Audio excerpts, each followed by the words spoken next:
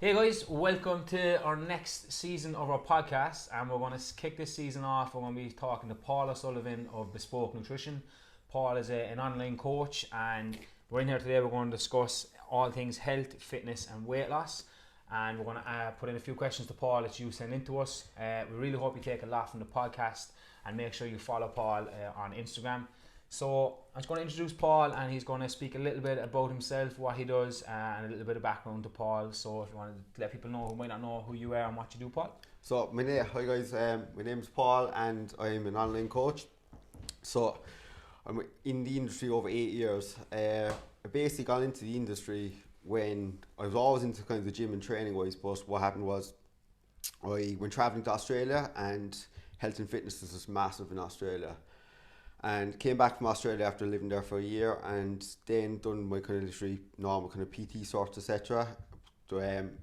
Was looking for a job consistently, but this is going back over 8 years now. It was very hard to get a job back then. So what I did is I approached Denny's Health and Fitness, and in fairness, what they did is that I worked as just did work experience for free. Then naturally I actually was given a class to teach. Then naturally worked. They employed me. Then built up to literally being a full-time PT there, and worked up over literally for over 5 years then naturally I moved on to, because nutrition and kind of one-to-one coaching was always my love, I moved on to basically being an online coach then for myself. Initially what I started at was literally just doing face-to-face consultations inside Denny's, but then since the last year it's all online now, so it's transitioned to all online coaching. How did you find that transition? I think a lot of people might not understand that. I personally feel you have to be on the ground as a coach initially first to get the experience, to be able to deal with client situations online. But how did you find, say, going from when you were online or on the floor coaching people to now you're fully online? Like, what was that transition? Like, for anyone starting in the industry, I would recommend them to start in the gym. Like, literally, you're dealing with people's personality starting off with. So like it's very easy to kind of literally like talk behind the computer and that, but you're not dealing with people's emotions, you're not dealing with people's like individual circumstances wise. That's where like I can pretty much say I learned most of my trade was on the gym floor, learning with different people's scenarios, different people's personalities, and knowing how to literally push their buttons, because you could get someone literally 30 years of age, has a highly stressed job, and literally like wants to go hell for leather. You could get another person 30 years of age, minimal activity for self. It's all different circumstances. You just literally need to work off the basis that, and that's I found that probably the best grounding to move to an online coach. Like at the moment, everyone wants to be an online coach, and I can honestly say like being an online coach is more tough. Is tougher than being a face-to-face PT.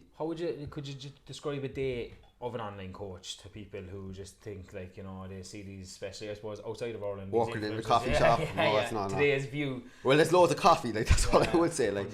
Now, to be honest, like my day, like I'm very structured as a person. So my day would start at literally I would get up around 5 a.m, train at 6 a.m, then from 7 a.m. till literally could be, I was chatting to you there before we started recording, 7 or 8 p.m. computer wise, doing check-ins, programming, replying to clients' emails, clients' WhatsApps, inquiries. Then I would always literally give myself an hour a day or an hour or two a day to reading, to research of that. So like literally it could be a topic that I want to know about, could be a client's individual circumstances. So that's literally like it's 12 hours full time. That's 7 days a week. Yeah. People don't see that, I don't think. They don't see that, to be honest. And no, it's like I wouldn't do it in another job. I only do it because I love it. Yeah. And one thing I would say is that literally you need very supportive family around you as well. Like, so like I have a wife, and literally I'm very lucky she's very supportive. But if you're getting 20 messages a day and you're going for a meal out and you reply to that message, not every woman's not every woman's issue, but like it is a very tough industry. That's what I would say there in that situation. Like, yeah, and like since you've been online, like, you know, how do you feel you said like working with clients and seeing their kind of emotions and stuff. Have you learned tactics in how to ask the right questions and kind of that emotional interviewing skill? Have you learned that through just trial and error now to kind of get some answers from people through a computer? I do a lot. I always kind of start off with a kind of consultation call, so it's getting more getting more personal that way. Do Skype calls as well. Once again, like email is only, it's just text really for itself. But one of the biggest things I find is like asking someone how they are, and it's not many people think when they're working with a coach wise, they're thinking you're either keeping to a plan or you're not keeping to a plan. They're not dealing with the sides of literally has that person's other stuff going on in their life. Yeah. So like that's going to impact their training, that's going to impact their energy, that's going to impact their stress, that's going to impact their food choices. I think that's what makes a coach versus a PT. Yeah. Like, you know, I think that for any PTs listening, the way we're starting off, I think you have to be a PT first. Like, yeah, I'd be 100% you know, agree with that. That there's nobody can literally, like, you can't go from literally an image fitness course where you learn the basics of basics to being an online coach. Yeah, there has to be a transition period. Yeah. And for me, I've always said it before in previous interviews as well, is that you have to build up. Like when you finish your course, that's the beginning. Like you have to be non-stop learning. And when you're working in gyms like Denny's and that, like you're learning off other trainers as well. Like, yeah, and that needs to be okay too. That competition thing needs to go away. Yeah, needs to be gone from the industry completely. Like I think. Like I'm lucky that I would be friends with other coaches wise, and there's like zero bitchiness or anything else, and we'd all kind of bounce ideas off each other, bounce questions off each other, like. Yeah. And that's where an industry should be, rather than literally it's a competition, because like literally the population of Ireland is just a couple of million there, so it's enough to go around, like. Yeah, I think that's why, you know, getting yourself in for interviews, I think, like, rather than thinking you are a competition, let's not get you in, you know, that kind of strategy needs to leave, like, you know. So a couple of questions there is like, where do you feel, right, just the current state of health is right now? And when I say health, I kind of mean obviously, you know, weight loss and fat loss, but just general health overall. What do you see as the overview right now? We are moving less, we are sleeping less, we are more stressed, and our food choices are represented of that. That would be my view at the moment. Like 80% of my clients of mine would be like general population, and I would say like literally probably 90% of them would have an issue with stress levels, would have stress issues with sleep issues, and that's influencing food choices wise. That's influencing then energy levels. That's influencing activity. Do you feel enough people are associating not sleeping with failing to achieve weight loss, and being stressed with you know, their weight loss? Like, do you feel there's enough of a correlation that people are getting it, or do they just see I'm stressed or I can't sleep, but there's nothing to do with my weight loss? That's the way it kind of would be. Like, so I'm naturally a stressed person, I'm naturally an anxious person, or sure I don't sleep. So like, and they would kind of literally brush it under the carpet otherwise for myself. Like, when a client starts with me, wise, I would have a questionnaire. It's over 55 questions long, and there's sections in that, breaking it down. There's sections on sleep, there's sections on stress, there's sections on digestion, sections on food choices, sections on activity.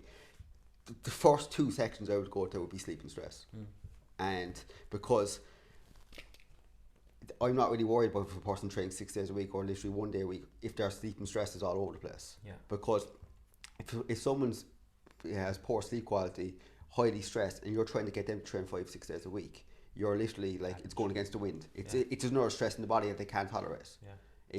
You've another issue then for yourself if a person is highly stressed and you're trying to put them on literally a calorie deficit straight away and eating low calories, low carbohydrates wise, foods that they possibly don't really like. That's another stress in their body.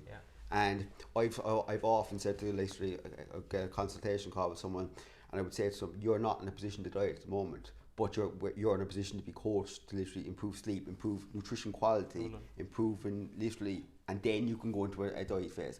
But often not, what you'll find is that when you start addressing sleep, you start addressing stress, they start losing weight and they start feeling better about themselves, and not even touching as a calorie deficit. Yeah, that's a massive thing. I think you touched on something there, which I think again going back to being an experienced coach is a big one, of you being able to say to somebody, look, you're not in a position to diet right now, whereas an inexperienced coach would just give the meal plan and say off you go, like, you know, and that just comes from experience again. Like my coaching, like with experience wise, my coaching has changed massively over the year. Like when I first started, like it was literally probably like the Excel templates, like you set foods for yourself. Now I'm looking at more diversity. Now the calories and macros are still controlled wise for myself, we're still controlled, but it's more diversity.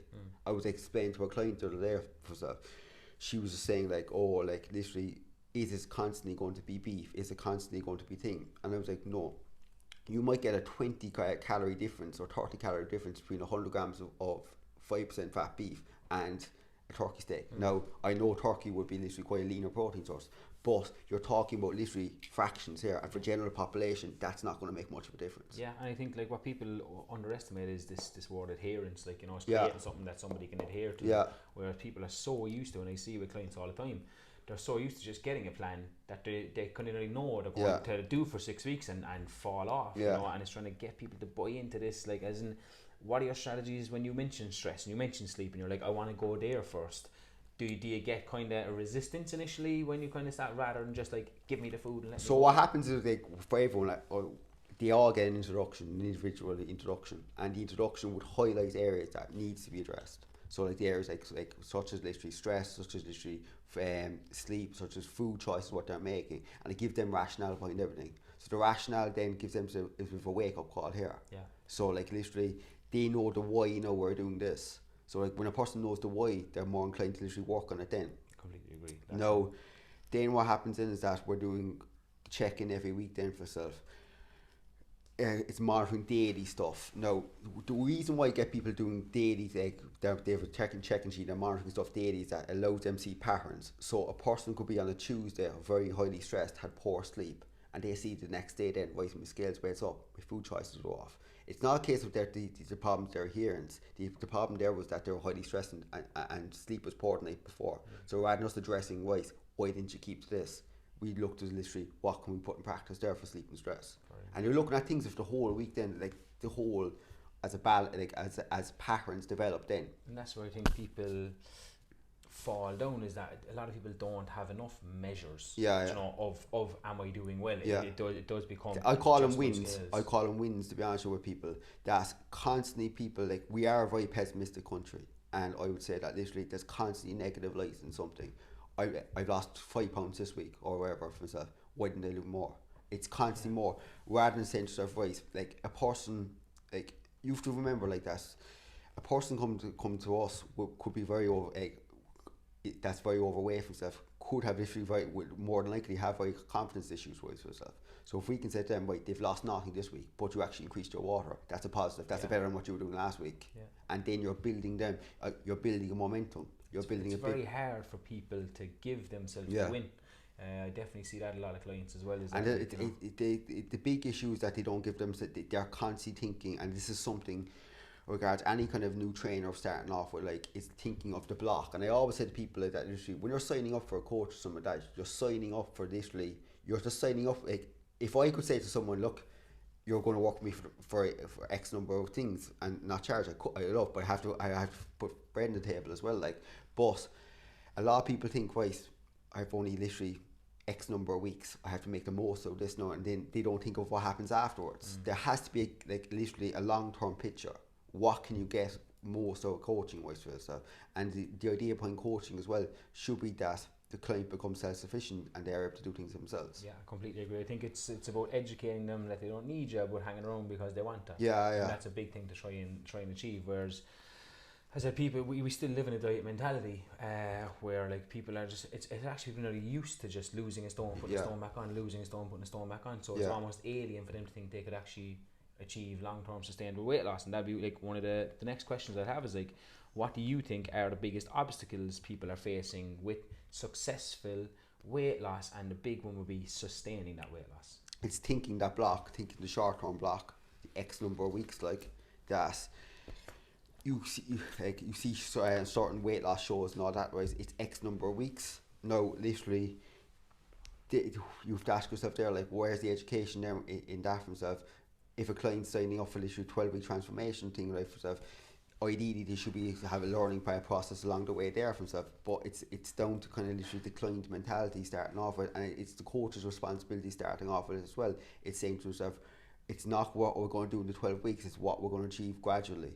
And it's keep reiterating something I have to do for all clients, that keep reiterating long-term picture for themselves. It's not even literally like working with me, it's themselves. It's something that I do with all clients, is that when they finish up, I'd mark in my diary a couple of weeks later just to give them a message, literally just give them a message, because what happens Seen that on Instagram a few times, so actually, but all is that I'm in the background, Yeah. and I keep communication open with all clients that they're afraid, like people think that's literally, if they finish the course, that's communication over them for themselves, but that's literally it's having someone in your corner. That's a big thing. You're there. building relationships. Yeah. You know, that can be some relationships you have with clients could be, you know, fucking lasting way longer. Yeah, than past your coaching. Sure, Jesus, like that's someone with my wife. Yeah, there you go. Exactly, met my own. But yeah, future ones. Look, so basically, go to coaching and you'll be happy days. Like. Oh, lads. So, I suppose the next thing we're going to touch on is just that I'm not going to actually go and marry anyone else. Don't know, like. So, like, massive confusion in the fitness industry. I think from your posts, from our posts, from everyone we see, we're trying to give valuable, safe information that people can rely on. Okay. Recently, there was this movie that came out, and I think it was like we all spoke about it over and over and over. But personally, I said, and I mentioned you in the podcast the other day before in the last season, you said something that just nailed it on the head for me, and you said, be a vegan, just eat meat and dairy if you like, all right? And the movie Game Changers, if someone hasn't seen it, look, don't go watch it.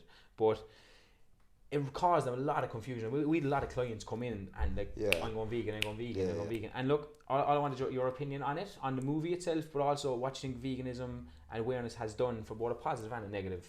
The first thing, I work with a lot of vegans, and the first thing what I always, like, if a client comes to me and they would say, look, I'm actually a vegan, I would say, like, what are your reasons for being vegan? And most of them would say ethical reasons. No, if it's ethical reasons, there's zero literally issues, and that's literally, like, we just need to literally address certain gaps that could be possibly in their nutrition that way then. But if someone's coming to us and saying, look, I was going to be healthier, I just want to be healthier, it's up to us, isn't it, to educate them then, not demonise it, because there's actually nothing wrong with being a vegan. Like, I end up saying there's nothing wrong with being vegan. It's just misinformation, as you said. I think it was like because they've said you have to be this way to be healthy, or was where the issue came about. Yeah, like, you know? and literally the conception then of literally cancer, etc. It just literally you could pick anything and exacerbate any issue with it, and it's the same with stuff like energy drinks and that for stuff. Like, we couldn't make literally come to the cows come home there for to cause problems, to say that they come with cause problems, etc. But once again, it's like it's conception of like media that way, like. And like, what do you feel from a positive side that like veganism has taken off, and you know, like, how do you feel? Do you feel it has had positive effect on people? A couple of things I would say that people I would say to me that have come to me and they went vegan and they're just fitting their body, fitting their nutrition then with stuff like, it's like literally kind of manufactured kind of protein substitutes that way for themselves. A lot of it does cause digestive issues then, and because they're just not used to it. And now you've other people in, like, you'll find that long-term vegans that I've done from ethical reasons, that they're doing it the right way, like plenty of veggies, plenty of fruits. They're getting a diverse range of protein sources, so they're getting a diverse range of amino acids. It's like it's like they're well clued in for stuff. But you'll find this is where it comes down to coaching again, is that people just literally jump on a bandwagon. It's like literally next thing, because it has even died down a small bit. You kind of see it again because that brought it up here and it's all over the media, but it's brought it down a small bit. I do just think people need to be very well educated in the area. Like if someone wants to go full blown vegan, what you need to look out for is that gaps in the diet. So it's like B12, zinc, possibly iron. People think, you can get enough iron from literally from veggie sources, but the issue with a lot of kind of the iron sources is that they're non-hem iron for themselves, so they're not the most bioavailable sources. Stuff then like spinach, where a lot of kind of literally people would use, they contain a thing called oxalates. Oxalates then literally inhibit iron absorption. So literally, like, you're getting that literally, right, it has iron, but has a thing called oxalate, so it's inhibiting iron absorption.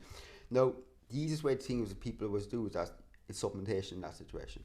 And with supplementation, what's your, not even in let's step away from the veganism for a Yeah. second, just in general, what are your go-tos when it comes to supplementation? And if someone asks you what are the best supplements to take, what kind of answers would you give there? So like, supplement first of all would be just like a gap in the diet, and in general for yourself across the board would be literally a high dosage of omega-3s, which I'm starting to use with a lot of clients, would be krill oil, which is basically it's a different form of omega-3s but more highly bioavailable.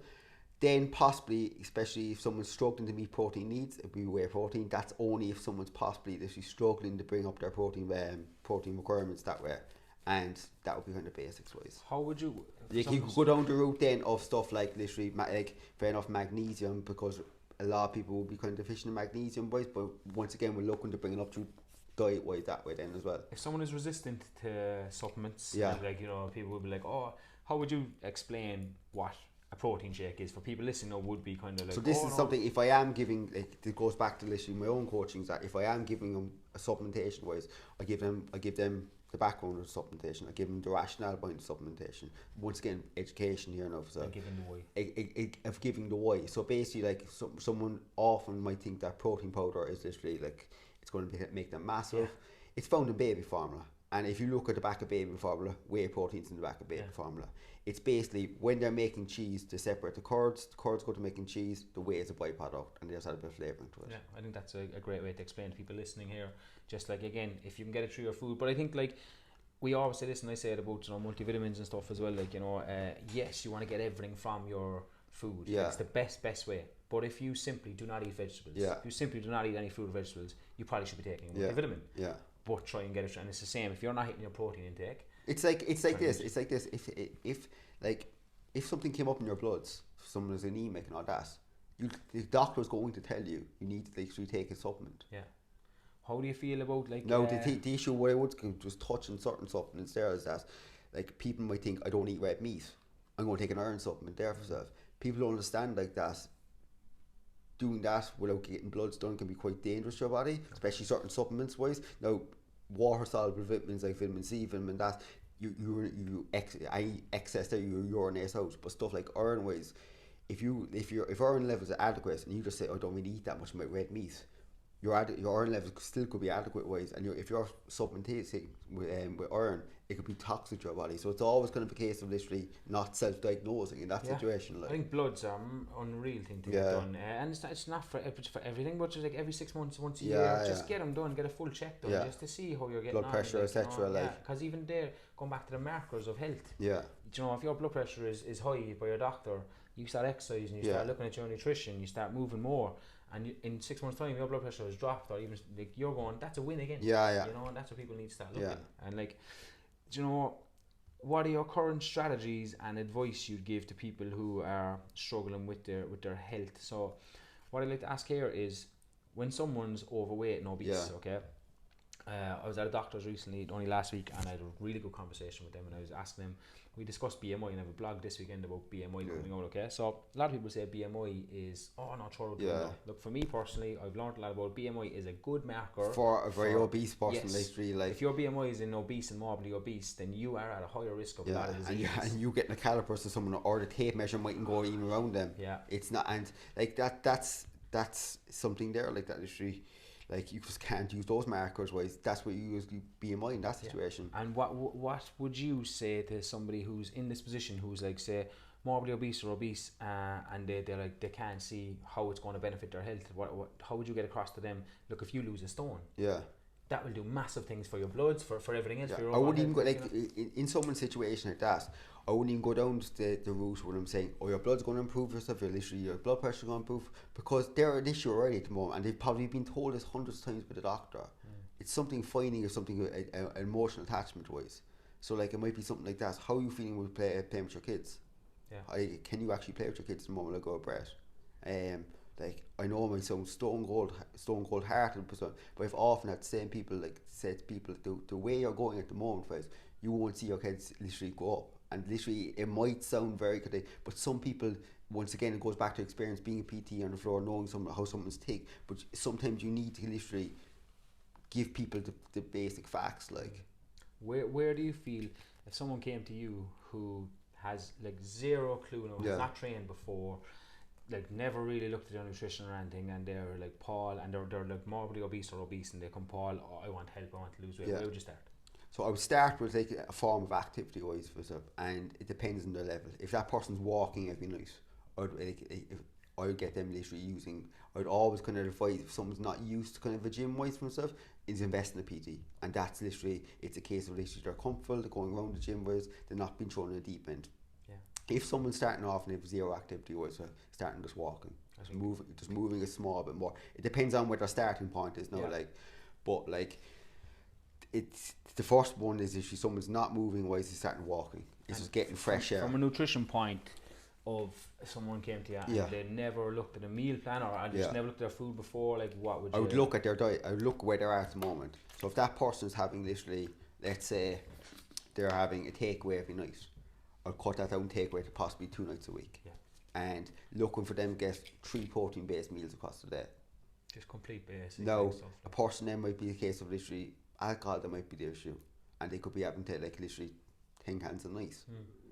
You telling that person you're going to cut that 10 cans every night, it's not going to happen. So you can say to the person, wait, I'm going to cut down to 6 cans a night. Yeah, and I think people... And like it's a case of literally it's shaping it, taking it step by step.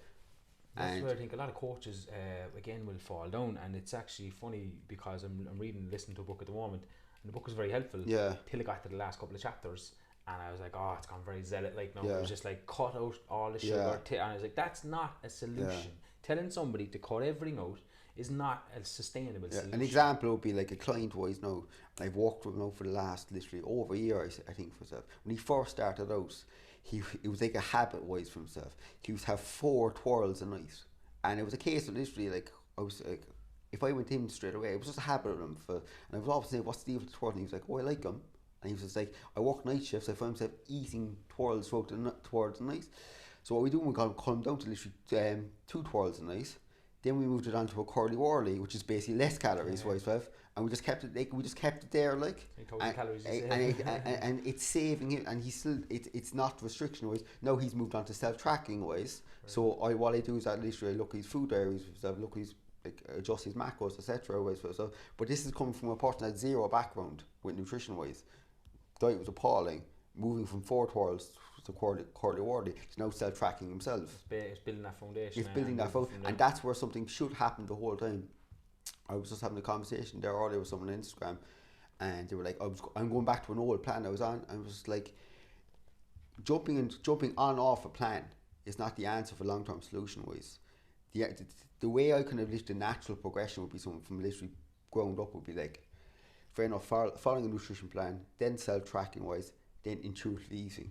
You're building up that kind of stepwise for yourself. How would you briefly describe intuitive eating to people who might not know or heard of that? No, intuitive eating is literally like eating your requirements wise, but not worrying about tracking.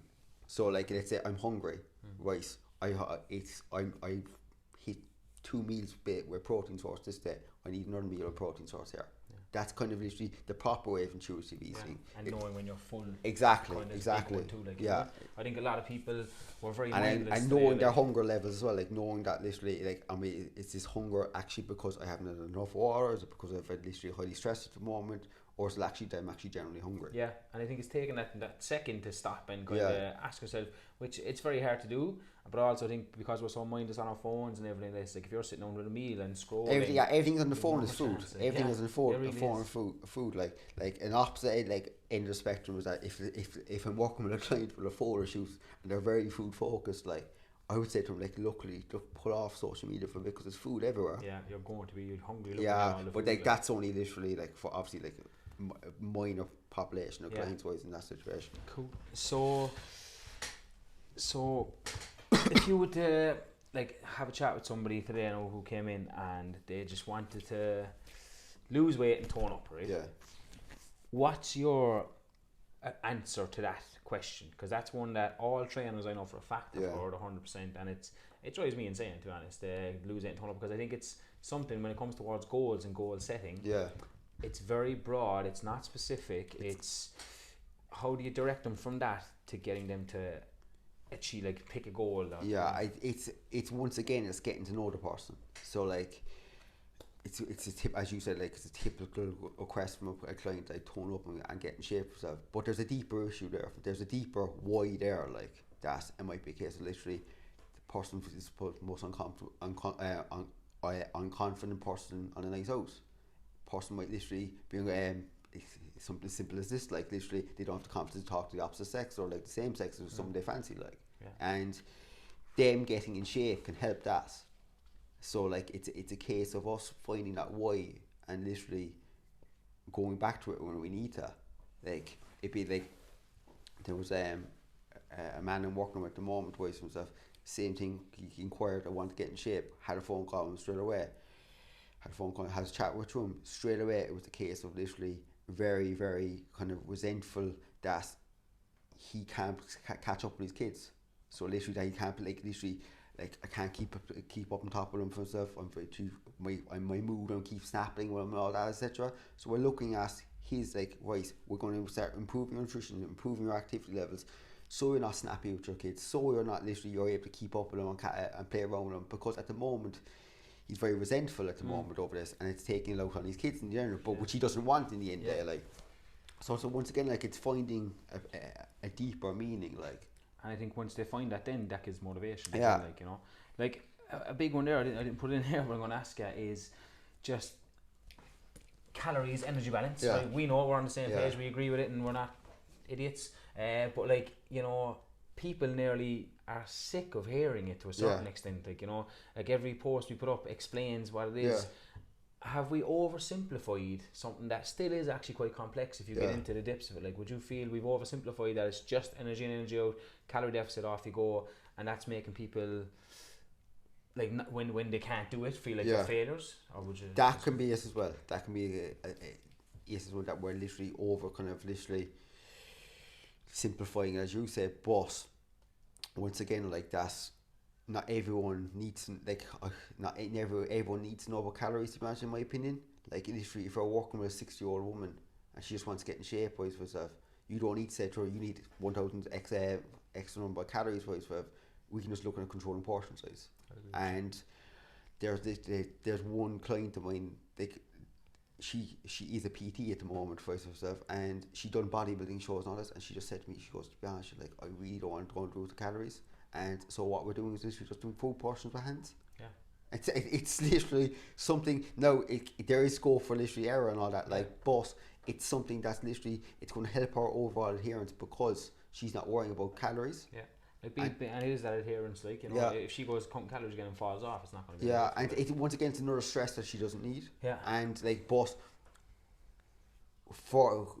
once again, it's a process. Depends on where the person is at when they're coming to you, like that. Literally, a person might be literally so efficient as tracking wise, so right, I'm ready to go. I can literally manipulate calories, etc., etc. Right, we can go straight into the deep end there with them. Person might not have a clue about calories wise for themselves. You've got to educate them through a plan, through a variety of options. Say to them, just educating them, like, look, carbohydrates actually aren't that bad. Dietary fats aren't that bad for themselves. If you want to go down literally a route, like an example would be like a ketogenic route. People think that might be a better diet to lose weight, but people don't realise, like, that per gram of dietary fats is 9 calories. Per gram of dietary carbohydrates is 4 calories. Like, the maths there, like, is that literally you're probably going to overconsume still. You're going to overconsume, exactly, like. Yeah. So once again, it's an education process as you go along, like. And I suppose where people, the challenge for us is that it actually really is a very individual approach. Yeah. And it's like, how the hell do you scale it to give solutions and answers? Because I read the research on the last 4 surveys for Healthy Ireland. Yeah. And there has been improvements in some areas, and not in others, especially, you know, obesity and overweight, kind of numbers are still the same. But some of the guidelines they're giving, I'm not trying to be critical, but it's so general because it can only be general, like, you know, and it's like, I think for us, and part of this for me anyway, is trying to find a way to give better solutions to other people, but that's something we'll keep continuing to work on. I'm going to ask you a few questions that were sent in to us. So the first one, just on the calories, was like, do you have to count calories to lose weight? I think. No, I don't think so. No. Like, would you? It is probably literally like, as they say, like, calories are king. Like, so, like, literally, the more the more of an understanding of them, the better it is. Like that. But once again, like there is ways and means around it. You know what I'm saying? Like, we preach calorie awareness, which is Yeah. kind of know how many calories are in something if you can. yeah, Like if you know there's 240 calories in a twirl, then it's like, Yeah. right, I've had 240 calories, I'll just have a look at the rest of my day, see where that kind of fits in and stuff. Like, you know, I think that's an area, but like I'd agree with you, you don't have to, and it definitely is client dependent. yeah. It's once again, it's looking at their week as a whole then as well, like their patterns again, like. So like a person might be eating kind of the same routine breakfast, same routine lunch, same kind of literally routine with dinner, and then come the weekend they're literally getting to take away the bottle of wine for themselves.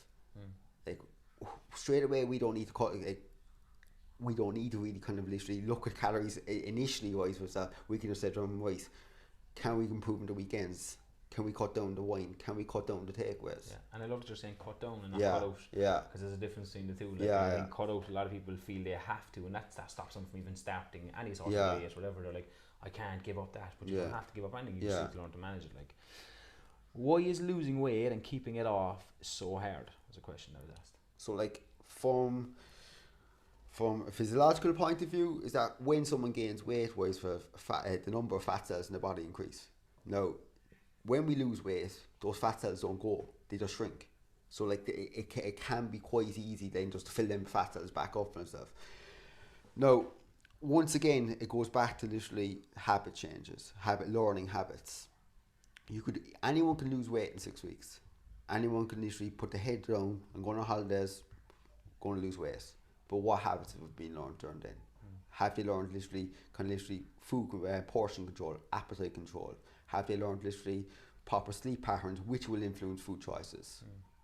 And that's why literally people are up and down constantly with themselves. They're changing probably every habit, but because they change so much, they're not able to sustain Yeah. those habits, and that's where It's not even about changing everything all at once for themselves. It's a case of literally just thinking of calorie deficit, eliminating food for that X number of periods of time, and then wherever they go, they achieve that goal for themselves. And I call it another thing is that it's a ghetto plan of dieting, do you know what I'm saying?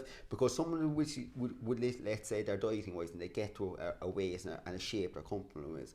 So from a coaching perspective, next period should be literally increasing calories and changing goals. And this is something I find a very literally the big thing to get across, especially with females wise, is increasing calories wise and changing the focus off the scales. Yeah, bringing so the strength. it goes down to literally change. It could be like training performance. Yeah. And if you need to literally, if you want to improve your training performance wise stuff, you're going to need to eat more. Yeah. And it's changing the focus then off the scales, because if you're constantly tied to the scales for yourself, you're going to keep trying to literally. What happens then is that they're trying to literally keep it to a number on the scales, keep low food. They're not happy. They end up overeating, and what they do is stop weighing themselves, and they literally it's back to square one. Yeah, that yo-yo cycle continues. Exactly. Yeah, I think so. Definitely, I think it is just the approach you're taking. If you've been continuously losing weight and putting it back on, it's time to stop and take a look at your approach. Yeah. And not a lot of people will jump back on what they say the diet works for me before. Yeah. But if your weight's gone up massively, It's not working for. It's not working for. And this is stuff like literally like doing certain kind of weight watching clubs and all that from stuff. That's like literally if it's back and forth, it's not working. Yeah. It literally isn't working. Like and it takes us to say that, but you know people need to kind of wake up and realize that's the case and take a different if approach. for instance, if a client said to me, and they came back to me years later and they said I put all back the weight on, that's my job failed, and that's literally my job. Is literally I failed that job there. So like that's something that I would be very passionate about. That literally that's something. If a client came back, why did they gain back the weight? Yeah, no, exactly. There can be other factors. Obviously, if it's a case they didn't know what to do, then that's where you look at yourself and go kind of whatever. Yeah, so like, and it's a case of then like that. We're addressing where things went wrong, but thankfully that doesn't happen that much. Very good stuff. So are cheat meals okay when I'm planning 90% of the never time? call them cheat meal. There we go. Never call them cheat meal. The person asked that question. What? The person that asked that question, tell them not call it cheat meal. No, to be honest, like literally the idea with a cheat meal is that literally once again going back to the mindset of on plan, off plan, on plan, off plan. It's back and forth for myself. Like literally, I give someone an analogy that if you're following a plan and you can't go for a meal out with your partner, what are the chances of you literally 6 months down the line having those habits in place? Yeah. It's minimal. I agree And stuff like literally, like a big thing is with some of kids. And they might go to literally, like they might go to a restaurant or a cafe for the kids and get like a scone or that from with their kids. And you're telling that person like you can't do that with your child. Yeah. That's it's putting a negative mentality straight away in that. Yeah, I think people have bad relations with food, and that's a lot down to do with it. No, obviously then like how you approach a meal out. So let someone has like I call it the child of McDonald's approach. That you can approach a meal out in two ways. You can approach it like a child of McDonald's that wants everything on the menu, leaves McDonald's feeling half sick, or you can be saying, right, I'm going to be adult about this. Right, I'm going to Cockbull. I want the burger. Right, you're going to get the burger, share the chips, go and eat dessert. Yeah. Like, you went into that. You went into the restaurant. And you said, "I want that burger. It's nice." You didn't say going to that. I want this excellent thing, and then go feel like bloated, horrible coming out of that meal. Yeah. Because once again, it goes. If you kind of have that mindset of cheat meal, you're more inclined to literally go and be like a bull in a China store, going all around, all out. I think there is a free for all mentality with people where, because they feel they've been restrictive, they're having a day becomes an entire day. Yeah. I'm going out tonight, so the whole day now I'm just gonna. It's a write off instead of just going. And I had said this to a client yesterday. Was she was on about she deserves at the weekend. Yeah. And I was like, don't say you deserve. Yeah. Say you're choosing to. Yeah. And that's a big thing to get across. So like when you're coming to having a meal that's not off your planet or not in your plan, it's still just food. Yeah. And it's identifying it as I'm just having this food. Yeah. You know, versus cheating. In general, like for most people, a person goes for a meal out for the social interaction with their friends, family, etc. Rarely a person goes for a meal out themselves. Yeah. And that's just literally it goes for a social interaction, like. Yeah, and I think denying someone of that is again not going to adhere to them long term, like, you know, that's what we're against. All right, the final question is, what's the best alcohol to drink when trying to lose weight? But I don't drink anymore. But more likely, if someone said, like, someone goes, like, I'm not going to give up drinking, you know, at the weekends, but I'm willing to look at it. What would you suggest to them? Right. From a calorie perspective, water. Not water. There you go. No, vodka and diet drinks for stuff. Okay. But I'd first of all ask the person himself, what was the biggest thing with alcohol? What's the benefit for them, and what could the general benefit for them? Yeah. If a person's kind of masking a bigger issue, I would ask them what they're masking. Then, like, can we look to find bigger issues? If someone's literally drinking a bottle of wine every week because they're highly stressed with work and they're literally getting it's a get out way, me saying to them, I'm going to change that to vodka there because it's lower calories wise. That's not the issue. So like it once again, you're looking at a root cause or the root issue here for stuff. If it's someone that literally I just want to go for the girls there for a nice house, what's the best drink? Right, so go for vodka in that situation. So like, but once again, like, is the alcohol masking another issue? Is it escapism? Is it escapism in that situation? That's fair enough. I think people being honest with themselves it's very hard to do, and it's like, you know, and especially to be honest to a coach like Paul or one of ourselves, like, you know, to get to that root issue, because as you said, the problem will not be resolved until you get there, like, you know, and it might be hard initially to face it, but, you know, it's probably better than continuing the road you're going down, like from anyone that does drink then for stuff. The reason, like, the issue really, like, it's the food. Or like, let's say like, a person goes out with the lads every week and they have a couple of pints for stuff. The issue really isn't that, like, the amount of calories, and fair enough, it can be a bit high, but literally on that night out, it's the food choices around that then. And often why people crave salt, they crave the next day, and the reason why that alcohol is that it depletes electrolytes. So one of them is sodium. So people often think like, right, why am I craving salt next day? Going to get a fry up, going to get a takeaway next day. That's literally after blowing a day's worth of calories there straight away from stuff. Now, something simple here can be literally after coming away after nice house is taking Duralite. Duralite replaces these lost electrolytes. Keep water high. You're hydrated. Take Duralite the next morning again. And if often, and this is a tactic I use with all clients, to be honest with you. So, and literally what happens then is that cravings are gone, the more inclined to have the routine with food next day. And that'll really kind of help the head as well. Good space and stuff, like, you know. Excellent. So I just want to thank Paul for coming in. If you want to let everyone know how they can contact you if they want to get in touch.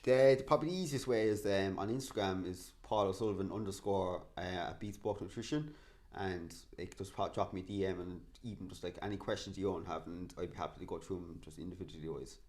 Thanks for listening to our latest episode interview, guys, and we look forward to the next one. Stay tuned. Good job.